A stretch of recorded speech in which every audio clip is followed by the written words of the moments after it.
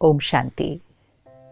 दुर्गा माँ, संतोषी माँ, पार्वती माँ, काली माँ, लक्ष्मी, सरस्वती, चारों तरफ देवियों का आह्वान, जागरण, व्रत, पवित्र जीवन, माहौल ही सात्विकता का है। क्योंकि नवरात्रि शुरू हो चुके हैं आज से। हम सब मिलकर कितनी प्यार से, श्रद्धा से, भावना से शक्तियों का आह्वान कर रहे हैं, जिनको हम कहते हैं शिव शक्ति। उनका आह्वान हो रहा है। लेकिन थोड़ा सा आज कुछ क्षण लेकर इस पे चिंतन करते हैं कि हम किसका आह्वान कर रहे हैं। उन्हें हम शक्ति भी कहते हैं, उन्हें हम माँ भी कहते हैं, उनको हम अस्त्र शस्त्रों के साथ दिखाते हैं और उनके ही चरणों में हम असुर भी दिखाते हैं। ये सब चीज़ हमें कौन से ज्ञान का अर्थ सिखाने की कोशिश कर रही है।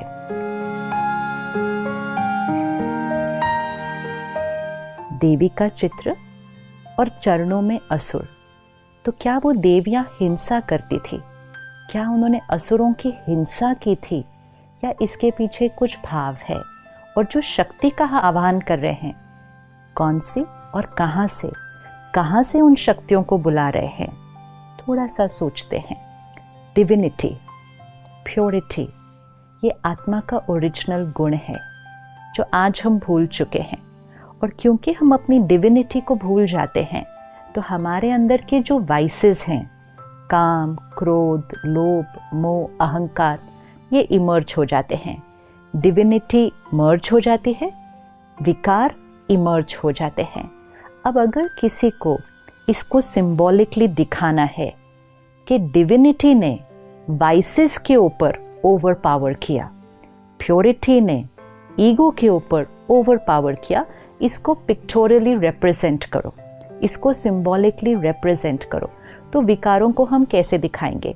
जैसे कहीं दिखाना होता है कि स्मोकिंग इज़ नॉट अलाउड, कहीं दिखाना है कि डेंजर है, तो हम क्या करते हैं? वो स्कल ड्रॉ करते हैं, उस पर क्रॉस लगाते हैं।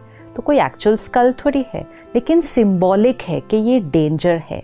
तो वो जो वाइसेस, वो जो असुर चरणों के नीचे दिखाए हुए हैं, वो कोई असुर नहीं है फिजिकल, वो हमारे अंदर की आसुरी वृत्ति, विच मीन्स हमारे अंदर की नेगेटिविटीज़, हमारे अंदर की रॉन्ग हैबिट्स, हमारे अंदर की वीकनेसेस, हमारे अंदर के विकार, jealousy, hatred, hurt, rejection, manipulation, control, domination, the list is long. लेकिन क्योंकि हमने ध्यान नहीं रखा, हमने अपने अंदर के असुरों को जागृत करके रखा हुआ है। अब वो दिन आया है कि हमें अपने अंदर की डिविनिटी को इन्वोक करना है। और जैसे जैसे डिविनिटी इन्वोक होती जाएगी, मतलब डिविनिटी इमर्ज होगी, तो वाइसेस अपने आप मर्ज होंगे। वाइसेस इमर्ज होते हैं तो डिविनिटी अपने आप मर्ज हो जाती है, क्योंकि at one point of time एक ही क्वालिटी का संस्कार जागृत हो सकता है। तो देवियों का आह्वान करना मतलब इन्वोकिंग द डिविनिटी। तो देवी वहाँ ऊपर से आह्वान नहीं करना है, अंदर से डिविनिटी का आह्वान करना है। क्योंकि हर आत्मा के अंदर डिविनिटी भी है और हर आत्मा के अंदर वीकनेस भी है।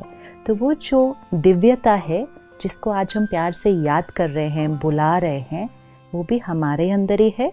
और वो जो असुर जो हम पैरों के नीचे दिखा रहे हैं, वो भी हमारे अंदर ही है। नहीं तो देवी, जिनके लिए हम कहते हैं 16 कला संपूर्ण, मर्यादा पुरुषोत्तम, अहिंसा परमो धर्म, जिनका अहिंसा धर्म था, उनको हम हिंसा करते हुए कैसे दिखा सकते हैं? और क्या देवियां अष्टभुजाओं के साथ पैदा हुई थी? अष्टभुजा, आज अगर आपके घर में एक बच्ची पैदा होती है जिसकी अष्टभुजाएं हैं, तो आप तुरंत क्या करेंगे? शायद सबसे पहले तो डॉक्टर वो सर्जरी कर देगा, क्योंकि वो अष्टभुजा कोई लिटरल फिजिकल 8 आर्म्स नहीं है। वो आत्मा के अंदर की अष्ट शक्तियाँ, 8 पावर्स ऑफ द सोल, जिससे वो डिविनिटी इमर्ज होती है। क्योंकि भुजा शक्ति का सिंबल है, पावर, यू से इज वेरी पावरफुल। फिजिकल तो हैंड का सिंबल है, और हर भुजा के अंदर एक एक शस्त्र है। शस्त्र नॉलेज का है। तो क्या भावार्थ है? ज्ञान के शस्त्र को लें, आत्मा अपने अंदर की शक्ति को यूज करे, और जब ज्ञान के शस्त्र से आत्मा शक्ति को जीवन में यूज करेगी तो डिविनिटी इमर्ज हो जाएगी, और जब डिविनिटी इमर्ज हो जाएगी विकार मर्ज हो जाएंगे। तो अष्टभुजाधारी अर्थात अष्ट शक्तियों वाली डिवाइन आत्मा, तो आज अपने साथ पुरुषार्थ करते हैं कि मुझ आत्मा की वो जो अष्ट शक्तियां हैं, सहन करने की शक्ति, सामना करने की शक्ति, परखने की शक्ति, निर्णय लेने की शक्ति, सहयोग देने की शक्ति, बहुत सारी शक्तियां हैं। और आज हम बहुत इजीली कह देते हैं मेरे अंदर तो शक्ति ही नहीं है, मेरे से तो सहन ही नहीं होता, मैं नहीं सबके साथ एडजस्ट कर सकती, और एडजस्ट करूँ तो कितना करूँ, मैं ही सबका एडजस्ट करूँ, मैं ही ये हमने कहते कहते क्या कर दिया, अपने अंदर की शक्तियों को कम कर दिया। तो ये 9 दिन शक्तियों का आह्वान करना है। और शक्तियों का आह्वान करने के लिए हम क्या करते हैं? सबसे पहले जागरण करते हैं। अब सोचने की बात है, देवियों को याद करना है, उनकी महिमा करनी है, दिन में क्यों नहीं कर सकते हैं? रात को जाग कर क्या करने की जरूरत है? क्या दिन में करने से हम देवी की महिमा नहीं कर सकते हैं? लेकिन जागरण मतलब अज्ञान की नींद से जागरण। तो जब इस सृष्टि पर कलयुगी अंधकार है, अज्ञान, इग्नोरेंस, डार्कनेस, जब अज्ञान है तब अवेकनिंग की जरूरत है।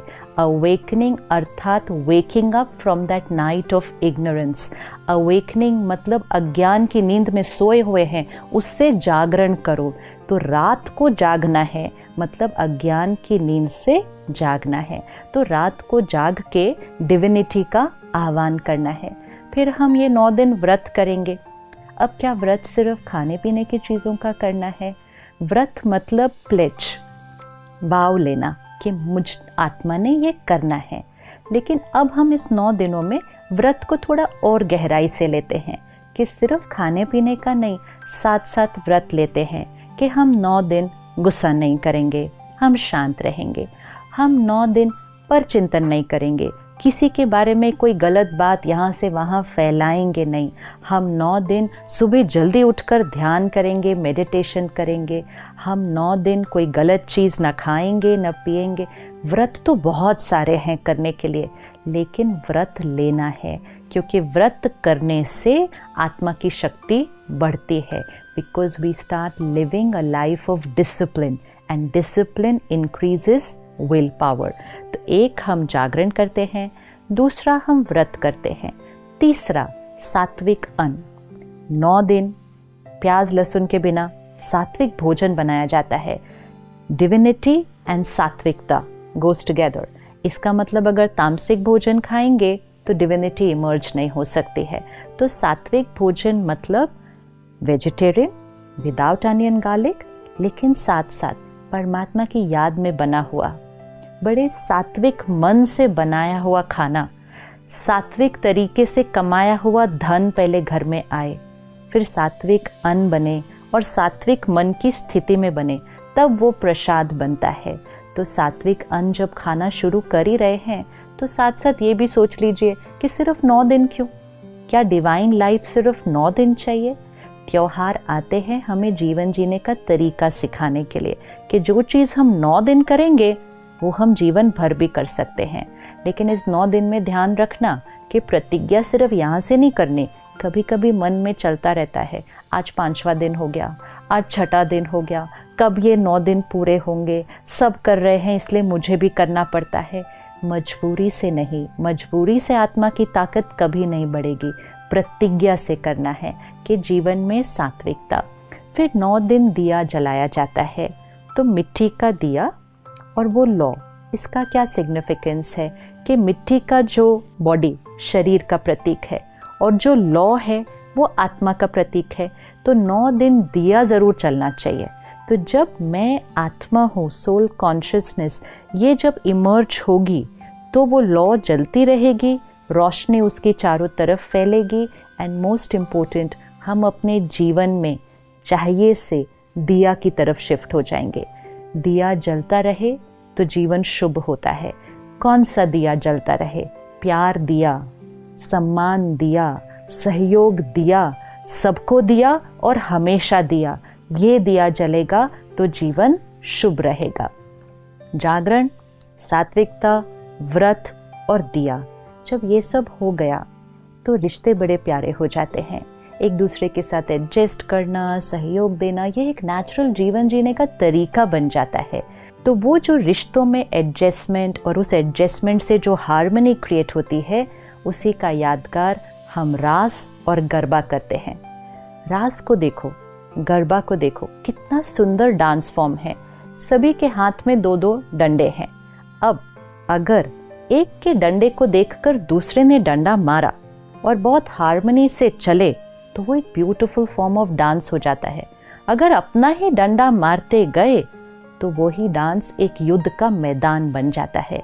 ये वो लोग हैं जिनके साथ हम रहते हैं, जिनके साथ हम काम करते हैं। उनके संस्कार को देखें, उनके संस्कार को देखते हुए अपना संस्कार यूज करें। अगर ऐसे करेंगे तो संस्कारों की रास होती जाएगी। लेकिन अगर अपना ही संस्कार का डंडा मारेंगे तो घर में भी आज युद्ध का मैदान हो जाता है। तो परमात्मा कहते हैं कि जो आत्मा जागरण करती है अपने विकारों से, व्रत लेती है जीवन में और उसके जीवन में सात्विकता आती है और सोल कॉन्शियसनेस उसके लिए जो नेचुरल होता है, वो औरों के साथ संस्कारों की रास करती है। तो अगले 8 दिन हम सब रोज मिलेंगे और सिर्फ देवियों का आह्वान नहीं करेंगे, अपने अंदर की उस दैवी शक्ति का आह्वान करेंगे। हर रोज हम आत्मा की एक एक शक्ति को लेंगे कि उस शक्ति को कैसे मुझे अपनी लाइफ में लाना है, कैसे उसको इमर्ज करना है, कैसे उसको प्रैक्टिकल लाइफ में यूज़ करना है, और साथ साथ वो शक्ति कौन सी देवी का प्रतीक है और वो देवी हमें क्या सिखा रही है। तो अगले 8 दिन हम सब मिलकर सही मायने में नवरात्रि मनाएंगे। ओम शांति।